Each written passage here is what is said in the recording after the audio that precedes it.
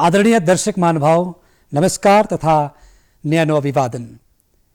आदरणीय दर्शक महानुभाव, तपाईहरु माझमा हामी समय समयमा कानुन सम्बन्धित जानकारी पनि प्रस्तुत गर्दै आएका छौं। कानुनले हामी सबैको रक्षा गर्छ, सुरक्षा गर्छ, सम्वर्धन र संरक्षण गर्दछ। हामीले कानुन सम्बन्धित हामीमा ज्ञान रहेन भने यहाँ अनेक प्रकारका अन्याय, अत्याचार, शोषण, दमन, भ्रष्टाचार पनि हुन सक्छ।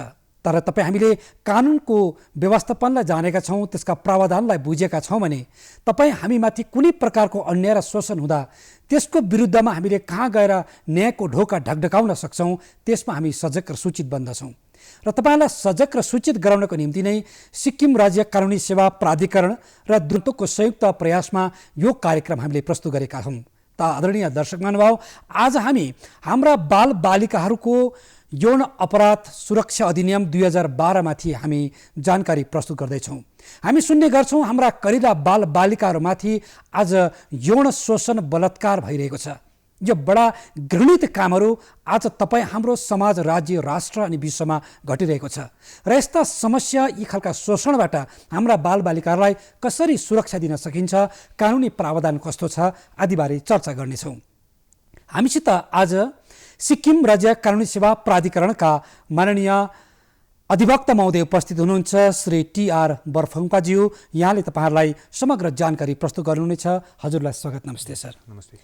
र सर, आज हामी विशेष बाल बालिकाहरूको यौन सुरक्षा अधिनियम 2012 अर्थात् protection of children from sexual offences act 2012 माथि हामी चर्चा गर्नेछौँ। र यो कस्तो प्रकारको अधिनियम हो र यसको ऐतिहासिक पृष्ठभूमि हजुरबाट केलाउन। अब यो कानुन के हो भने जस्तै तपाईले अघिको इन्ट्रोडक्सनमै भनेको जस्तो यो नानीहरूको है यौन शोषणको लाई कभर गर्ने एउटा कम्प्रिहेन्सिभ लेजिस्लेसन चाहिँ यो इन्डियामा पनि फर्स्ट टाइम निकालेको हो है। अन्त यसको अगाडि चाहिँ के थियो भने कानुन त थियो, जस्तै इन्डियन पिनल कोडको आधारमै के अरे जुनै पनि यौन शोषण भइरहेको छ है त्यो केसेसहरू रेजिस्टर हुन्थ्यो। तर स्पेसिफिक नानीहरूको माथि चाहिँ त्यो अफेन्स यस्तोबाट हुन्छ यो हो भनेर पनिसमेन्ट प्रिस्क्राइब गरेको थिएन। र पनिसमेन्ट प्रिस्क्राइब नगरेको हुँदाखेरि चाहिँ अब इन्डिया पनि के अरे धेरै यो इन्टरनेसनल कन्भेन्सन ट्रिटिजहरूको सिग्नेटरी हो र एउटा इन्टरनेसनल लेभलमा पनि एउटा इन्डियामाथि लिगल अब्लिगेसन जस्तै थियो कि नानीहरूलाई प्रोटेक्सन गराउने, जस्तै जुभेनाइल जस्टिस एक्ट के भनेर त कानुनहरू छ। तर स्पेसिफिक यो यौन शोषणलाई स्पेसिफिकली डिल गर्नु नानीहरूको लागि चाहिँ कानुन थिएन। र इन्डियाले पनि 2012 मा यो कानुन इन्ट्रोड्युस गरेर 2012 देखि इम्प्लिमेन्ट भएको हो।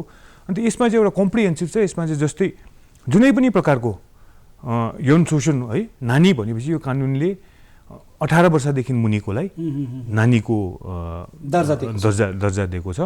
र यो कानुनले चाहिँ एकदमै यो कम्प्रिहेन्सिभली यो कानुनले चाहिँ यो यौन शोषण नानीहरूलाई भइरहेको घटनाहरू बारेमा चाहिँ डिल गर्छ। र हिस्ट्री ब्याकग्राउन्ड चाहिँ त्यही हो, कुनै कानुन यसको अगाडि चाहिँ नानीहरूलाई स्पेसिफिकली डिल गर्ने कानुन थिएन र यो कानुन 2012 देखि इम्प्लिमेन्ट गरेको हो। अच्छा। र सर, यसमा कुन कुन प्रकारको अपराधहरू अर्थात् शोषणहरूको कुरा यसमा समावेश छ? यसमा अब यो कानुन तपाईले हेर्नुभयो भने एकदमै छोटो कानुन छ। अच्छा। एकदमै त्यो अरू जस्तो एकदम बल्की त्यो एकदम के मोटो किताबहरू कानुनको किताब भन्ने बित्तिकै मान्छेले बुझ्छ कि एकदमै बल्की है मोटो मोटो कानुनको किताबहरू भने यो एकदमै पातलो हेर्नुभयो भने एकदमै पातलो छ। र यसमा स्पेसिफिकली प्रिस्क्राइब चाहिँ गरेको छ 6 वटा क्याटेगोरी अफ अफेन्सेस प्रिस्क्राइब गरेको छ। हजुर, 6 प्रकारको अपराधलाई गरेको छ। फर्स्ट एउटा छ सेक्सुअल के अरे पेनिट्रेटिभ सेक्सुअल असल्ट भनेर छ। न पेनिट्रेटिभ सेक्सुअल असल्ट भनेको चाहिँ के हो?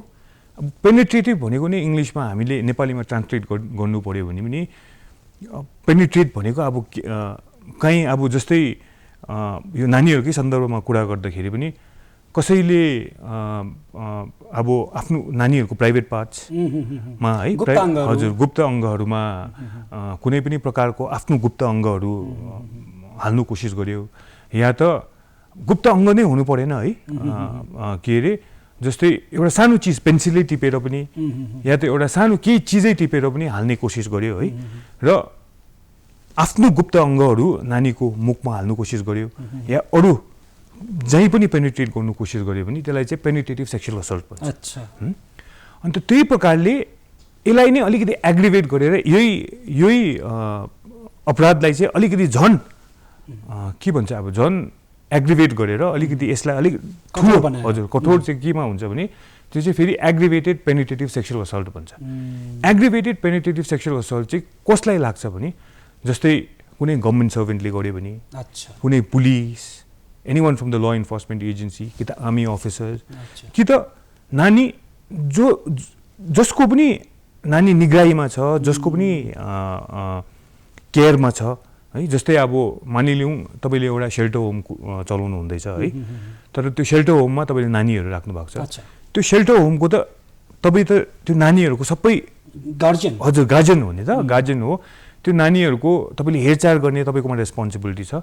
तर हो त्यस्तो खालको रेस्पोन्सिबिलिटी भएको मान्छेहरूले नानीमाथि त्यस्तो गर्यो भने, एक्सप्लोइट गर्यो भने चाहिँ एग्रिभेटेड पेनिट्रेटिभ सेक्सुअल असल्ट भनेर छ है। यो सेकेन्ड क्याटेगोरी भयो। थर्ड छ सेक्सुअल असल्ट भनेर। सेक्सुअल असल्ट भनेपछि जुनै प्रकारको पनि नानीको जिउमा हात लगायो, तपाईँले प्राइभेट पार्ट्समा हात लगाउनु खोज्यो है, तपाईँले मोलेस्ट गर्नु खोज्यो, जुनै प्रकारको पनि तपाईँले अलिकति के भन्नु अब एउटा लेम्यान्स टर्ममा पनि अब नानीलाई उयस छैन तर तपाईँले एडभान्टेज लिनु खोज्नुभयो है, चुम्मा खानु खोज्नुभयो, जुनै हाततिर नचाहिँदो हजुर हजुर गर्नुभयो भने त्यसलाई सेक्सुअल असल्ट भन्छ।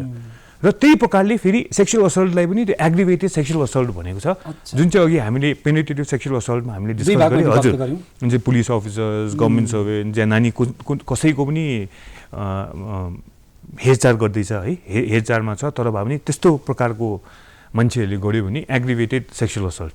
त्यही सेक्सुअल असल्टलाई तर एउटा क्याटेगोरीको मान्छेहरूले गर्यो भने चाहिँ एग्रिभेटेड सेक्सुअल असल्ट भनेर गरेको छ। र यसमा इन्ट्रेस्टिङ के छ भने यो कानुनमा चाहिँ फेरि सेक्सुअल हरेसमेन्ट पनि हालेको छ नानीहरूको सन्दर्भमा। जस्तै सेक्सुअल हरेसमेन्ट भनेपछि हामीले के बुझ्छ, हातै लगाउनुपर्छ भन्ने छैन है, अघि त्यो सेक्सुअल असल्टमा आइहाल्यो। कोही चाहिँ त्यो नराम्रो काम गर्नै पर्छ भन्ने छैन, तर नानीलाई इन्ट्रेस्ट छैन है, तपाईँले नानीलाई इमेलै गर्नुभयो, मेसेजेस पठाउनु भयो है, या त नराम्रो प्रकारले पनि तपाईँले हेर्नुभयो, एउटा के एउटा नराम्रो हजुर हजुर त्यो दृष्टिले हेर्नुभयो, या तपाईँले कमेन्ट पास गर्नुभयो, कि त नानीको अङ्गमाथि हेरेर तपाईँले एउटा कमेन्ट पास गर्नुभयो नराम्रो है, any sexual remark against the child, त्यसलाई पनि सेक्सुअल असल्टको सेक्सुअल हरेसमेन्टको क्याटेगोरीमा आउँछ है। त्यसको पनि पनिसमेन्ट प्रिस्क्राइब गरेको छ। तर अन्त लास्टमा चाहिँ सिक्स्थ क्याटेगोरी यसमा के गरेको छ भने पोर्नोग्राफिक मटेरियल्स। जस्तै नानीलाई तपाईँले के अरे पोर्नोग्राफीको लागि युज गर्नुभयो, आजकल छ नि तपाईँ एकदमै त्यो इन्टरनेटको जमाना हो, इन्टरनेटतिर टिभीतिर पनि त्यो नानीहरूलाई पनि युज गरिरहेको छ प्रस्टिट्युसनको लागि र नराम्रो नराम्रो भिडियोहरू बनाउनु लागि, कि त नानीहरूको प्राइभेट पार्ट्सहरूको पनि फोटोहरू खिचेर सर्कुलेट गरिरहेको छ। र त्यो क्याटेगोरीको तपाईँले गर्यो भने पनि त्यो क्याटेगोरीको अफेन्सलाई पनि यसमा प्रिस्क्राइब गरेको छ। र पोर्नोग्राफिक तपाईँ त्यो गर्नु मात्रै होइन, तर तपाईँले कुनै पोर्नोग्राफिक मटेरियल्सहरू तपाईँले आफ्नोमा मोबाइलमा कि त आफ्नो कम्प्युटर कि त केही सिस्टमतिर स्टोरै गर्नुभएको छ र त्यो त्यस्तो खालको मटेरियल्सहरू तपाईँले पब्लिकमा सेयरै गर्नु हुँदैछ भने पनि त्यो पनि अपराधको गन्तीमा आइहाल्छ। र त्यही प्रकारले यसमा स्पेसिफिकली चाहिँ 6वटा यो अहिले हामीले डिस्कस गरेको अफेन्सेसहरू प्रिस्क्राइब गरेको छ। हस् त, र यसमा बडा हजुरले खुलासा पारिदिनु भयो सेक्सुअल अफेन्सेस एक्ट अन्तर्गत के कस्ता प्रकारका व्यवस्थापन रहेका छन् र कति प्रकारका छन् भन्ने कुरालाई पुष्टि गरिदिनु भयो। र यसमा अब हामीले कुनै पनि अपराधीले, यौन अपराध गर्न चाहने अपराधीले यस्ता अपराधका कामहरू जब गर्छ भने उमाथि सक्त कानुनी कारबाहीका व्यवस्थापन छन् भने यी 6वटा वर्गमा यसलाई विभक्तिकरण गरिएको छ भने यिनीहरूलाई गरिनुपर्ने जुन सजाय दिइन्छ नि कस्तो प्रकारका व्यवस्था छ? सजाय के छ भने हेर्नुहोस्, पहिला इनिसियली यो कानुन जस्तो इन्ट्रोड्युस गरेको थियो है 2012मा इन्ट्रोड्युस हुँदाखेरि यो कानुन जस्तै पेनिट्रेटिभ सेक्सुअल असल्ट कसैले गरेर कसैलाई गिल्टी भेटायो है, कसैलाई दोषी भेटायो भने 5 देखि 7, 7 देखि 10 त्यस्तो पारा गरेको थियो। तर ओभर द इयर्स यो एउटा नयाँ रिसेन्टली अमेन्डमेन्ट भएर चाहिँ कानुनमा यो 1-1.5 वर्ष अगाडि अमेन्डमेन्ट भएको छ कानुनमा है, संशोधन ल्याएको छ। र यस्तो यो काण्डहरू चाहिँ धेरै मात्रामा बढेको हुनाले यसलाई अमेन्डमेन्ट ल्याएर संशोधन ल्याएर यसलाई यो जुन चाहिँ पनि पनिसमेन्टहरू प्रिस्क्राइब गरेको छ धेरै मात्रामा बढाएको छ। अब जस्तै अहिले पेनिट्रेटिभ सेक्सुअल असल्ट हेऱ्यो भने पहिला 7 वर्ष थियो भने अहिले मिनिमम 10 वर्ष हो, 10 देखि 20 वर्ष, 10 वर्षदेखि तपाईँ लाइफ इम्प्रिजनमेन्टसम्म पनि त्यो पारा गरेको छ। कतिवटामा यहाँ जस्तै 12 वर्षदेखि 12 या 16 वर्षदेखि मुनिको नानीलाई 12 वर्षदेखि मुनिको नानीलाई तपाईँहरूले पेनिट्रेटिभ सेक्सुअल असल्ट गर्यो है, या त कुनै त्यो काण्ड गर्दाखेरि नानीलाई मेन्टल या फिजिकल डिसेबिलिटी भयो पर्मनेन्ट है, कि त नानीको देहान्त भयो है, खस्यो, के भने यसमा लाइफ इम्प्रिजनमेन्ट मात्रै होइन, यसमा डेथ पेनल्टीको पनि अहिले मृत्युदण्ड पनि हालेको छ। अच्छा, बडा राम्रो एउटा कानुन जबसम्म सशक्त कानुन बनिँदैन तबसम्म यो प्रकारको अप्रिय कामहरू मानिसहरूले गर्न छाड्ने होइन। तर आज तपाईँ हामी देखिराखेका छौँ, तपाईँ हाम्रो गाउँ समाज घरमा पनि सबैतिर यी खालका अप्रिय कुराहरू हामी सुन्ने गर्छौँ, देख्ने गर्छौँ, समाचार माध्यमबाट पढ्ने गर्छौँ। तर एउटा दुःखलाग्दो कुरा के छ भने नि सर, यसमा गाउँ समाजमा यस्ता घरमा कहीँ यस्ता घटना घटिहाल्यो भने कतिजनाले त्यो कुरालाई त्यही लुकाएर बस्ने, त्यसलाई सार्वजनिक हुन नदिने, परिवारको इज्जत जान्छ, बाबुआमाको इज्जत जान्छ, नानीको इज्जत जान्छ भनेर त्यसलाई ढाकछोप गरेर राख्ने कोसिस गर्छन्। यसो गर्नु कहाँसम्मको अपराध हो त? अब यो कानुनमा एउटा प्रोभिजन छ, यो कानुनबाट एकदमै सबै एङ्गलबाट यो कानुनले एउटा थट प्रोसेस चाहिँ लगाएको छ यो कानुन इन्ट्रोड्युस गर्दाखेरि। जस्तै अहिले तपाईँले क्वेसन सोध्नु भएको पनि, जुनै पनि आजको दिनमा से फर इक्जाम्पल तपाईँलाई याद छ कि मैले त्यो अपराध गरिरहेको छु है, मेरो घरमा नानीहरू या छरछिमेकीको नानीहरूलाई मैले त्यो अपराध गरिरहेको छु है, त्यस्तो काण्डहरू गरिरहेको छु, तपाईँलाई याद छ। अच्छा, तर गाउँ समाजमा अब फल्नाको बारेमा मैले कम्प्लेन गरिदियो भने म किन नराम्रो हुनु, कि त मेरो नानी होइन, मेरो घरमा अफेक्ट भएको छैन भने त्यो एटिट्युड पनि हुन्छ हाम्रो मान्छेहरूको है। तर भोलिको दिनमा यो चाहिँ फल्नाले यस्तो गरिरहेको चाहिँ तपाईँलाई याद छ र पनि तपाईँले कम्प्लेन गर्नु भएन भने तपाईँको माथि पनि कानुनी सजाय लाग्छ। हजुर, कानुनी कारबाही हुन्छ। त्यसै कारण यो कानुनले भन्छ इट इज म्यान्डेटरी। जो कसैलाई पनि नानीको माथि भइरहेको यस्तो शोषणहरूको बारेमा याद छ, पर्सनल नलेज छ भने र उहाँले लुकाउनु खोज्यो, उहाँले चाहिँ कम्पिटेन्ट अथोरिटिजहरूलाई रिपोर्ट गरेन भने उहाँको माथि पनि कानुनी कारबाही हुन्छ। अनिवार्य रूपमा यो कानुनले नै भन्छ कि रिपोर्टिङ चाहिँ गर्नै पर्छ। लुकाएर राख्यो भने चाहिँ लुकाएर राखेको चाल पायो भने त्यो लुकाउने मान्छेको माथि पनि कारबाही हुन्छ, ऊ पनि जेल जानुपर्ने, ऊ पनि जेल जान्छ। अच्छा, र यो गर्दा समग्र रूपमा यो कुरालाई काहीँ घरभित्र यस्तो घटना घट्दैछ भने परिवारका कुनै सदस्यले आएर कम्प्लेन गर्नै पर्यो। लुकाएर बस्छ भने त्यो परिवारको सदस्यहरू पनि यसको भागीदार हुन सक्छन्, यो अपराधको शिकार बन्न सक्छन्। हजुर, गर्नै पर्यो, किनभने अब हेर्नुहोस् यो कानुनमा त्यस्तो प्रावधान थिएन जुन चाहिँ के अरे म्यान्डेटरी रिपोर्टिङ गर्नै पर्छ भनेर थिएन भने पनि एउटा आफ्नो मोरल रेस्पोन्सिबिलिटी पनि हो। अच्छा, कहिलेसम्म लुकाएर राख्नु हुने? से फर इक्जाम्पल आजको दिनमा मानिलिउँ यो कानुनमा त्यस्तो रिपोर्ट गर्नै पर्छ भनेर केही कम्पल्सन छैन है। अच्छा, तर भए पनि एज एउटा मोरल ग्राउन्ड्समा पनि तपाईँले त जब गलत काम भइरहेको छ है, त्यो पनि एउटा नानीमाथि यौन शोषण भइरहेको छ, यस्तो काण्डहरू भइरहेको छ भने तपाईँले त मोरली पनि तपाईँ रङ हो नि त। पक्का, हजुर। अन्त यो प्रकारले गरेपछि त हाम्रो समाज त कहिले पनि सुध्रिएर गएन र कानुनमा छ, त्यसै कारण मैले कर लागेर रिपोर्टिङ गर्नुपर्छ भन्ने एटिट्युड भएर बस्नु भएन जब तपाईँ समाजमा बस्नु भएपछि। किनभने हामी त एनिमल्स होइन, ह्युमन बिङ्सहरू हो। हजुर, गर्दाखेरि इट अलवेज बिकम्स एउटा मोरल रेस्पोन्सिबिलिटी पनि हो र यो रेस्पोन्सिबिलिटी टुवर्ड्स द सोसाइटी पनि हो, एउटा सिभिलाइज सोसाइटीमा बसेर कि तपाईँले रिपोर्टिङ गर्नै पर्छ। मान्छेको सोचमा यति साह्रो घृणित सोचको जन्म भएको छ सर। आज एउटा बाउ र छोरी माझको सम्बन्ध कस्तो हुनुपर्छ त्यो सम्बन्ध पनि विच्छेद भएको छ, अर्थात् त्यो सम्बन्धलाई पनि एउटा दाग लागेको छ, घृणाको तिरस्कार हेर्ने गरेको छ। किनकि त्यो बाउले पनि छोरीमाथि यो प्रकारको नराम्रो व्यवहार गरेको हामीले पत्र पत्रिका माध्यमबाट पढिरहेका छौँ, सुनिरहेका छौँ। एउटा काकाले छोरीमाथिको सम्बन्ध, एउटा छिमेकीदेखि अर्को छिमेकीमा, एउटा कलिला बालबालिकाहरूमाथि यो प्रकारको शोषण गर्नु बडा अन्य अत्याचार हो। र यस्तो स्थितिमा उहाँहरूले पहिलो प्राथमिकी दर्ता त गर्नै पर्ने हुन्छ। फर्स्ट इन्फर्मेसन रिपोर्ट गरेर त्यो कानुनी हिसाबमा कुनै कोर्टमा गएर त्यो याचिका दायर गर्नुपर्ने हुन्छ। कस्तो प्रावधान छ? याचिका दायर गर्नुपर्छ भन्दा पनि अब के छ भने यहाँ जुनै पनि यस्तो प्रकारको केसेस भइहाल्यो भने गाउँ बस्तीमा भइहाल्यो है, जहाँ पनि हुँदैछ भने अब कतिजनालाई यस्तो हुन्छ अब कसरी रिपोर्ट गर्नु, कहाँ गर्नुपर्ने, के गर्नुपर्ने भन्ने। अब आजकलको दिनमा त हेर्नुभयो भने हाम्रो यो स्टेट लिगल सर्भिसेस अथोरिटिजबाटै हेर्नुभयो भने जुन प्रकारले गाउँमा गएर कुना कुनामा गएर उहाँहरूले यो प्रोग्राम्सहरू गर्दैछ, अवेरनेस प्रोग्राम्सहरू गर्दैछ। स्टेट लिगल सर्भिसेस अथोरिटिज बाहेक हाम्रो यो स्टेटकै सोसियल वेलफेयर डिपार्टमेन्टदेखि लिएर वुमन यो चाइल्ड नानीहरूसँग सम्बन्ध भएको डिपार्टमेन्ट्सहरूले पनि लिएर है यो स्टेटको चाइल्ड प्रोटेक्सन युनिट है उहाँहरूले गरेर जुन प्रकारले गर्दैछ आजको दिनमा पहिला जस्तो थियो त्यस्तो छैन मान्छे एकदमै अवेरनेस छ है फेरि इन्टरनेटको जमाना पनि हो आज त बस्ती बस्तीमा पनि इन्टरनेट पुगिरहेको छ हेरिरहेको छ हातमै मोबाइल बोकेर सबै इन्फर्मेसन छ र गर्दाखेरि यस्तो छ पुलिस स्टेसनमै जानुपर्छ भन्ने पनि छैन आजको दिनमा हेर्नुभयो भने गाउँमा प्यारालिगल भलिन्टियर्सहरूदेखि लिएर यो पञ्चायतहरू नै पनि धेरै मात्रामा पढेकोहरू नै हुन्छ उहिलेको जस्तो छैन र जहाँ पनि तपाईँहरूले गएर सहयोग माग्नु सक्नुहुन्छ है पुलिस स्टेसनमै एकदम पुलिस स्टेसनमै गएन भने चाहिँ हाम्रो म्याटर्स रिपोर्ट हुँदैन भन्ने पनि होइन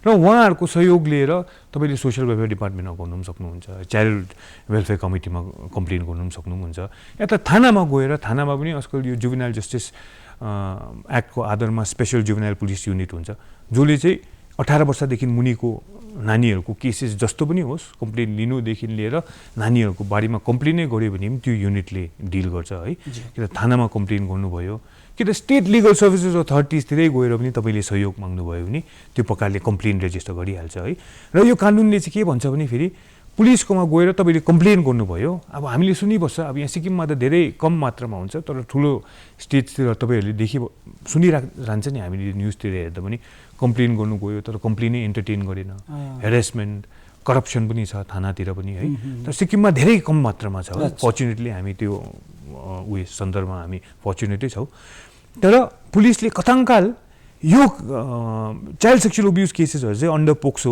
रेजिस्टर गरेन भने चाहिँ पुलिसको माथि पनि कारबाही हुन्छ यो चाहिँ जसरी भए पनि उहाँले रेजिस्टर गर्नैपर्छ र रेजिस्टर गरेर इमिडिएटली एक्सन लिइहाल्नु पर्यो र कथाङ्काल त्यो नानीलाई साइकोलोजिकली अफेक्ट भइरहेको छ या फिजिकली उयो छ है मेडिकल एक्जामिनेसनदेखि लिएर के कस्तो प्रकारको नानीलाई सहयोग दिनुपर्ने है इमिडिएटली नानीलाई चाहिँ दिइहाल्नुपर्छ र पुलिसले पनि यो चाइल्ड वेलफेयर कमिटीलाई रिपोर्ट गरिहाल्नु पर्यो सोसियल वेलफेयर डिपार्टमेन्टको अन्डरमा child welfare committee juvenile justice बोर्डको आधारमा एउटा चाइल्ड वेलफेयर कमिटी हर स्टेटमा हर डिस्ट्रिक्टमा हुनु पर्यो र चाइल्ड वेलफेयर कमिटीले पनि बेस्ट इन्ट्रेस्ट अफ द नानी के छ बा त्यही घरमा पठाउनु सक्छ कि सक्दैन हामीले इन द मिन टाइम हो त्यही घरमा त्यही घरमा बाउ आमासँग बसिरहेको छ बाउ कि त अघि तपाईँले भनेको जस्तो काकाले उसको यौन शोषण गरिरहेको है अन्त त्यही घरमा फेरि त्यस्तै इन्भाइरोमेन्टमा पठाउनु पर्ने सक्छ कि सक्दैन या त कहीँ एउटा सेल्टर होममा पो राख्नुपर्ने कि त चिल्ड्रेन होममा पो राख्नुपर्ने कि त कहाँ राख्दाखेरि चाहिँ बेस्ट इन्ट्रेस्ट हुन्छ नानीलाई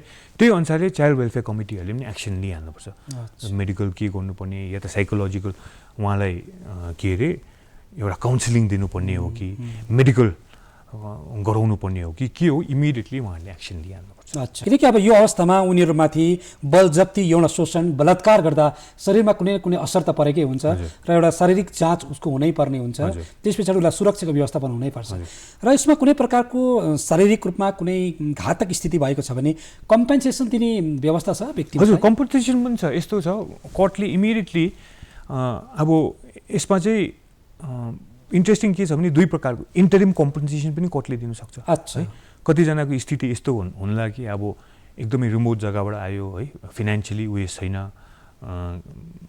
इन्डिपेन्डेन्ट छैन है तर कोर्टले देख्यो भने इमिडिएट उसलाई रिक्वायरमेन्ट छ है त्यो इन्टरिम कम्पेन्सेसनको भने कोर्टले इन्टरिम कम्पेन्सेसनको लागि पनि अर्डर दिन सक्छ है अलिकति फल्नालाई इन्टरिम कम्पेन्सेसन दिएर त्यो इमिडिएट रिक्वायरमेन्ट चाहिँ उहाँको फुलफिल होस् भनेर है त्यहाँदेखि भोलिको दिनमा केस सकेर इफ द कोर्ट वान्स कोर्टले कोर्टको डिस्क्रिप्सनमा हो है कोर्टले बुझ्यो कि यो काण्ड भएको रहेछ है नानीलाई सफरिङ भएको छ यस्तो भएको छ भने कोर्टले लास्टमा फाइनल कम्पेन्सेसन पनि ग्रान्ट गर्न सक्छ यसको लागि कुन चाहिँ कोर्टमा जानुपर्छ सर अन्तिम फाइनल कहाँ जान्छ यसमा के हुन्छ भने पुलिस केस रेजिस्टर हुने बित्तिकै यसमा चाहिँ के हुन्छ भने यो कानुनले नै भन्छ कि यो पोक्सोको केसेसहरू डिल गर्नु लागि चाहिँ एउटा स्पेसल कोर्ट बनाउनै पर्छ इन अल द डिस्ट्रिक्ट्स है in all the district special court बनाउनै पर्यो र जुरिसडिक्सन पर्छ यहाँ पनि अब हाम्रो सिक्किमको सन्दर्भमै कुरा गर्दाखेरि पनि सेसन जजको जुरिसडिक्सनको अन्डरमा आउँछ र हर डिस्ट्रिक्टमा एकवटा सेसन जजको लेभलको जजेसलाई पावर दिएको छ र एउटा स्पेसल कोर्ट डेजिग्नेट गरेको छ र उहाँहरूले उहाँहरूको कोर्टमा यो केस चाहिँ जान्छ। अन्त यो केस पनि नर्मल केसेसहरू जस्तो हुँदैन। अब जस्तै रेप केसेसहरू गर्दा पनि तपाईँहरूले त्यो इन क्यामेरा ट्रायल भन्छ नि, जस्तै त्यो केस हुँदाखेरि हामी बसिरहेको छ, हाम्रो केसेस अरू केस छ भने हामी सबैलाई निकाल्छ, सबै वकिलहरूदेखि लिएर क्लाइन्टहरूदेखि लिएर सबैलाई निकालेर रिलेटेड टु त्यो पर्टिकुलर केस हुँदाखेरि चाहिँ यो पोक्सोको केसेसहरू हुँदाखेरि जो छ जस्तै पोक्सो हजुर जो रिलेटेड छ टु द्याट पर्टिकुलर केस उहाँहरूलाई मात्रै कोर्टभित्र बस्नु दिन्छ है, ताकि त्यो नानीलाई इम्बारेसिङ नहोस् हो, के अरे नअत्तालोस् कोर्टभित्र, एउटा चाइल्ड फ्रेन्डली इन्भाइरोमेन्ट। अन्त त्यो मात्रै होइन, कानुनले यस्तो पनि भन्छ यो एक्टले चाहिँ नानीले त्यो अक्युज पनि नदेखोस्। अच्छा, त्यो अपराधीलाई पनि कोर्टमा केस हुँदा चाहिँ नदेखोस् है, नभए त्यो इन्टिमिडेट हुन्छ नि त, कोही बेला बिचरा डराउँछ, कोही बेला उयस हुन्छ भनेर चाहिँ एउटा स्क्रिन जस्तो लगाएर नानीले पनि त्यो अपराधीलाई देख्दैन। र अर्को के इन्ट्रेस्टिङ छ भने अब जस्तै कानुनमा के हुन्छ भने क्रिमिनल म्याटर्सतिर विटनेस बोलायो, विटनेसलाई डिफेन्स लयरले त क्रस एक्जामिन गर्नु लागि एकदमै ग्रिल गरेर एकदम अप्ठ्यारो क्वेसन्सहरू सोधेर इम्बारेसिङ क्वेसन्सहरू पनि कोही बेला सोध्छ कि त आफ्नो क्लाइन्टलाई बचाउनु उयोसँग मतलब छ। तर यो पोक्सो केसेसतिर चाहिँ नानीलाई त्यति साह्रो त्यस्तो पारा नर्मल केसेसमा यस्तो गर्नु पनि सक्दैन, गऱ्यो भने court can interfere any time. कोर्टले चाहिँ त्यसै कारण best interest of the child हेर्छ। र एउटा के छ भने अन्त फास्ट ट्र्याक कोर्ट भनेको नै यसमा यो केसेसहरू गर्दाखेरि छिट्टोभन्दा छिटो यो केसेसहरू चाहिँ डिस्पोज अफ गरिहाल्नुपर्छ। अब हाम्रो यहाँ सिक्किममै हेऱ्यो भने पनि यो पोक्सोको केसेसहरू within 1 year, within 1.5, maximum 2 years भित्र केसेस जजमेन्ट भइहाल्छ। अच्छा, एउटा कुरा हजुरबाट बुझ्नुपर्ने कुरा के भने कतिजना मानिसहरूले फल्स एलिगेसन लगाएर पनि निर्दोषलाई दोषी साबित गराउन सक्ला, यस्तै यौन अपराध गरेकै हो भन्ने खालको लगाएर निर्दोषमाथि पनि दोष लाग्न सक्छ, कुनै प्रकारको बदलावको भावना लिएर यस्ता खालको काण्डहरू घट्न सक्छन्। तर हाम्रो भारतको संविधानले भन्छ निर्दोषै हुनुपर्छ, उसले दोष पाउनु हुँदैन र सत्य साबित हुनुपर्छ भन्ने कुराहरू छ नि। त्यसो हुँदाखेरि यस्ता कुरालाई छानबिन गर्ने प्रक्रिया कस्तो छ? यहाँ तपाईँले एउटा बडो इन्ट्रेस्टिङ कुरा गर्नुभयो है, यही क्वेसन सोध्नुहुँदा तपाईँले भन्नुभयो नि अन्टिल प्रुभन गिल्टी भनेर, निर्दोषलाई जबसम्म गल्ती प्रुभ हुँदैन निर्दोषै भनेर, के अरे इनोसेन्ट अन्टिल प्रुभन गिल्टी भनेर। तर यो कानुनमा चाहिँ ट्याक्कै त्यसको उल्टा छ। अच्छा, नर्मल जुरिस्प्रुडेन्समा अहिले तपाईँले भनेको जस्तो हो, a person is presume to be innocent unless proven guilty. यो कानुनमा चाहिँ के हो भने द मोमेन्ट एउटा नानीले तपाईँको माथि एलिगेसन लगायो भने you are presume to be guilty, किनभने नानीले लगाएको हो नि त हो, उसले त ढाँट्नु उयस गर्नु एउटा एकदमै रेयर केसेसमा हुन्छ नि, एउटा त्यत्रो सिरियस अफेन्स एउटा नानीले एलिगेसन लाउँदैछ तपाईँको माथि। त यसमा चाहिँ अर्को त्यो नर्मल क्रिमिनल जुरिस्प्रुडेन्समा जुन चाहिँ त्यो चल्छ नि त्यसको एकदमै अपोजिट छ। र मोमेन्ट तपाईँलाई लगायो भने you are proven to be guilty, court will presume that you are guilty. र यसमा चाहिँ ओनर्स चाहिँ तपाईँको माथि छ कि इनोसेन्स प्रुभ गर्नु। नर्मल क्रिमिनल केसमा चाहिँ प्रोसिक्युसनको माथि के अरे ओनर्स हुन्छ कि प्रोसिक्युसनले प्रुभ गर्नु पऱ्यो नि त, फल्नाले गल्ती गरेकै हो, फल्नालाई कन्भिक्ट गर्नुपर्छ यो त्यो भनेर। तर यो नानीहरूको केसमा यो पोक्सोमा चाहिँ ठिक्कै उल्टा छ, एलिगेसन लगाएपछि चाहिँ प्रोसिक्युसनले होइन तपाईँले प्रुभ गर्नु पऱ्यो कि तपाईँ चाहिँ गल्ती इनोसेन्ट हो र तपाईँको माथि एलिगेसन लगाएको चाहिँ फल्स हो भनेर।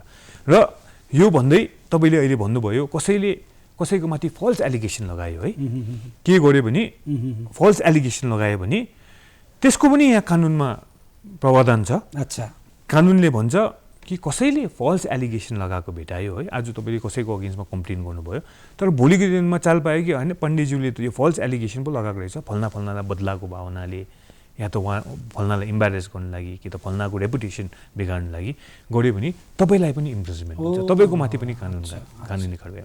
तर हो यही चाहिँ फेरि नानीले फल्स केस लगायो, नानीले उयो गर्यो भने नानीको माथि चाहिँ हुँदैन। अच्छा, र हामी कार्यक्रमको अन्तमा पनि आइपुगेका छौँ। एउटा महत्त्वपूर्ण के भने हजुरले भन्नुभयो 18 वर्षदेखि मुनिको नानीहरूलाई चाहिँ यो प्रकारको यौन अपराध गरियो भने यो कानुन अन्तर्गत उनीहरूलाई सुरक्षाको व्यवस्थापन छ, अपराधीमाथि कानुनी कारबाही हुन्छ भन्ने कुराहरू भन्नुभयो।